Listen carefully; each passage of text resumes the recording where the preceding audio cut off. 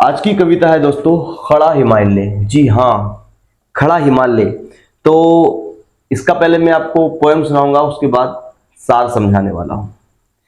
तो खड़ा हिमालय बता रहा है, डरो न आंधी पानी में, खड़े रहो तुम अविचल होकर सब संकट तूफानी में। डिगो न अपने प्रण से तुम, डिगो न अपने प्रण से तुम, सब कुछ पा सकते हो प्यारे, सब कुछ पा सकते हो प्यारे। तुम भी ऊंचे उठ सकते हो, छू सकते हो नभ के तारे।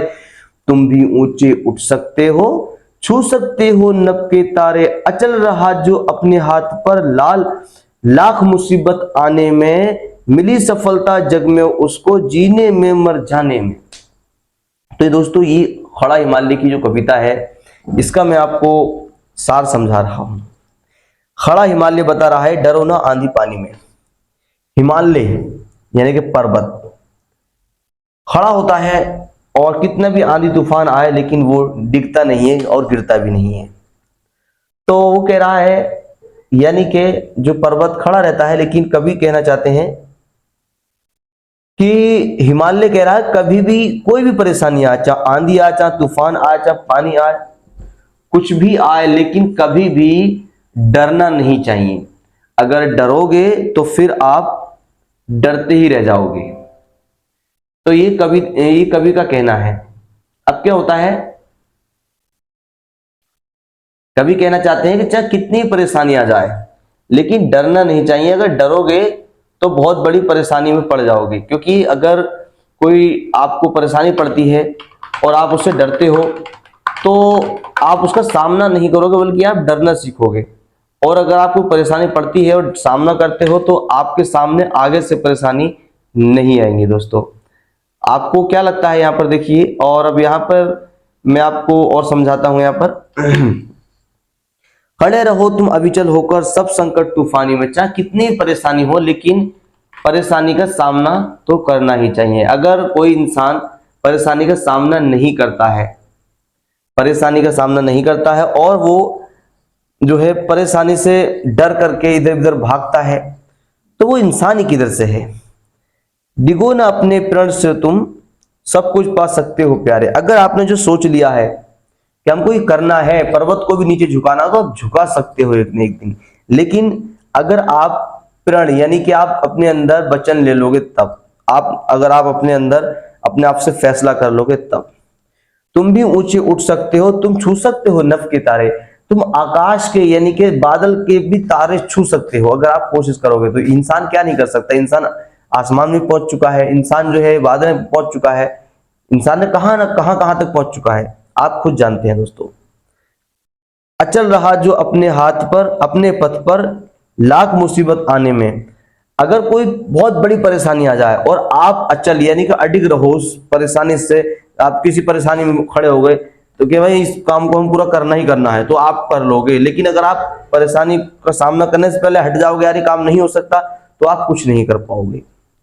मिली सफलता जग में उसको, जीने में मर जाने में। जो इंसान अपने रास्ते पर अटल रहा है कि यार इस काम को तो मैं करके दिखाऊंगा, तो वो हमेशा सफल हुआ है, असफल नहीं हुआ है। और जो इंसान लड़े बिना ही हार गया तो वो तो बेकार है, किसी काम का नहीं है। तो दोस्तों ये खड़ा हिमालय आपको ये कविता कैसी लगी कमेंट बॉक्स में जरूर बताएं। वीडियो को लाइक करें और चैनल को हमारे सबसे पहले सब्सक्राइब भी कर लें। आज की कविता है दोस्तों बच्चों खाओ, ये टाइटल है कविता का, और ये थोड़ा सा मजेदार भी इंटरेस्टिंग है। पहले कविता सुनाता हूं फिर आपको एंजॉय दिलाता हूं। बच्चों खाओ, बच्चों खाओ कच्ची गाजर, नींबू खीरा और टमाटर, लाल लाल तुम बन जाओगे, सुंदर बच्चे कहलाओगे। इस तरीके से दोस्तों ये कविता है, और इस कविता में माँ होती हैं और बच्चे होते हैं, बहन होती है, भाई होते हैं, पूरा परिवार होता है।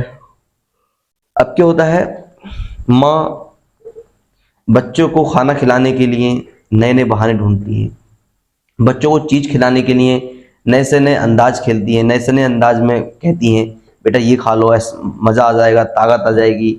तो इस तरीके से माँ जो है गाजर प्याली में रखती हैं, प्लेट में रखती हैं, और उनको जो अच्छे से धोती हैं, धोने के बाद साफ करके अपने बच्चों के पास लेकर के आती हैं और कहती हैं बच्चों देखो ये क्या है। बच्चे कहते हैं गाजर। अब बच्चों से कहती हैं बच्चों इसे खाओ, ताकत बनाओ और मोटे हो जाओ और आपके अंदर खूब अच्छी एनर्जी आ जाएगी। लेकिन बच्चे नहीं मानते हैं। अब नहीं मानते हैं तो माँ जो है अपना दूसरा तरीका अपनाती है, क्योंकि माँ तो माँ है, माँ को तो खिलाना है हर हाल में। अब क्या होता है, बच्चों के पास फिर से आती है माँ और कहती है मैं देखो 10 रुपए मेरे पास है। चीज कौन कौन लाना चाहता है, तो कोई बच्चे कहते हैं मैं लाऊंगा मैं लाऊंगा मैं लाऊंगा। तो कहती है पहले गाजर खाओ, तो कुछ बच्चे नहीं खाते हैं, कुछ बच्चे खा लेते हैं। अभी वहां पे तरीका पूरा नहीं हुआ। अब और पैसे लेकर आती है मम्मी पैसे लेकर आती है, तो कहती है इतने पैसे हैं बताओ आप कौन लेगा, अभी लास्ट है अब पैसे नहीं दूंगी। तो सारे बच्चे हाथ उठाते हैं और गाजर खा लेते हैं। अब कैसे कहती है माँ, बच्चों खाओ कच्ची गाजर। दोस्तों हमेशा इंसान को गाजर खानी तो चाहिए, उसमें जो है पौष्टिक तत्व होते हैं, आहार होते हैं, तो कच्ची गाजर खानी चाहिए हमें। गाजर को अच्छे से धो लेना चाहिए, धो करके साफ करके कपड़े से, उसके बाद जो है गाजर को खाना चाहिए। अब जो उसकी नोक होती थोड़ी सी काट के फेंक देनी चाहिए, क्योंकि उसमें किसी चीज का मुंह भी लग सकता है, तो काट के फेंक दें। उसके बाद जो है कच्ची गाजर खा लेनी चाहिए। नींबू खीरा और टमाटर, नींबू भी लाती हैं माँ और खीरा भी लाती हैं, टमाटर भी लाती हैं।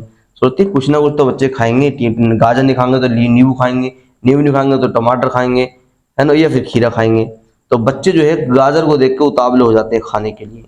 लाल लाल तुम बन जाओगे, नींबू और टमाटर खाओगे तो लाल लाल तुम बन जाओगे। माँ समझाती है, कहती है बेटा जैसे जिस तरह से ये गाजर लाल लाल हो रही है ना, अगर आप गाजर खाओगे तो इसी की तरह लाल हो जाओगे।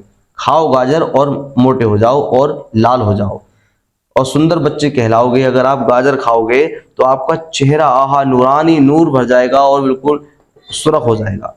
तो ये माँ होती हैं, माँ जो है अपने बच्चे को खिलाने के लिए किस तरीके से जतन करती हैं, किस तरीके के एग्जाम्पल देती हैं, ये तो माँ ही जाने।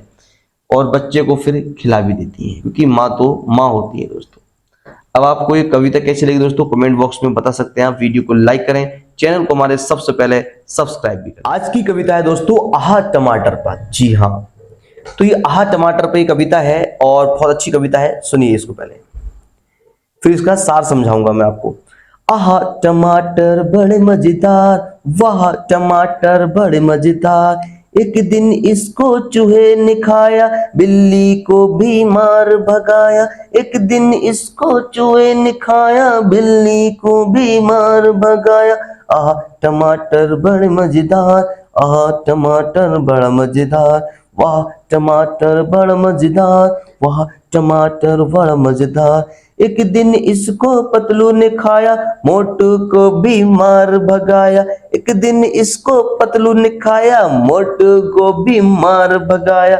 आहा टमाटर बड़ा मजेदार, वाह टमाटर बड़े मजेदार। तो यहाँ पर दोस्तों जो पोयम है बड़ी मजेदार है वाकई में, लेकिन आहा टमाटर पर ही पोयम है। तो एक लड़का होता है और एक चूहा होता है, वहां पर खड़े होते हैं। अब क्या करते हैं, अब लड़के और चूहे दोनों एक साथ मिलते हैं और आपस में जब बातें करते हैं तो रास्ते में जो है टमाटर का खेत पड़ता है। जब टमाटर का खेत पड़ता है तो लड़का देखता है वाह यार कितने अच्छे अच्छे टमाटर हैं, और चूहा भी देखता है उसको वाह कितने अच्छे टमाटर। तो लड़के में और चूहे में हो जाती है दोस्ती। क्या हो जाती है, दोस्ती। जब दोस्ती हो जाती है तो एक दूसरे से बात करते हैं, आओ वाह कितने अच्छे टमाटर हैं, आह टमाटर बड़े मजेदार, वाह टमाटर कितने मजेदार हैं। दूर से देख देख के उनके मुंह में पानी छूटता है।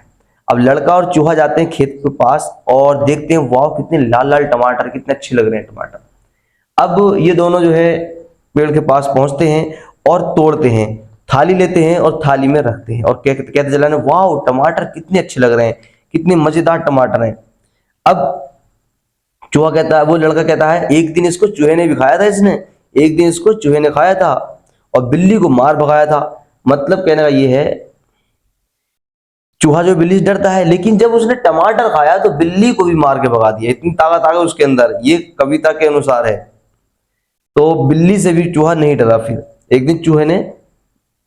एक दिन इसको चूहे ने खाया था, किसको, टमाटर को, और बिल्ली को ही मार भगाया था। वाह टमाटर इतना मजेदार है कि इतना अच्छा लग रहा है कि इसमें बहुत ताकत है, बच्चा कह रहा है चूहे से। अब एक दिन इसको पतलू ने भी खाया था, किसको, पतलू ने जब चूहे को टमाटर को खाया तो उसने मोटू को ही मार के भगा दिया था।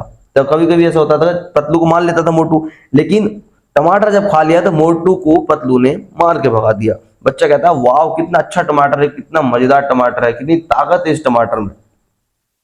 तो दोस्तों ये मैंने आपको इसका सार समझा दिया अच्छे से। तो आपको कविता कैसी लगी कमेंट बॉक्स में जरूर बताएं।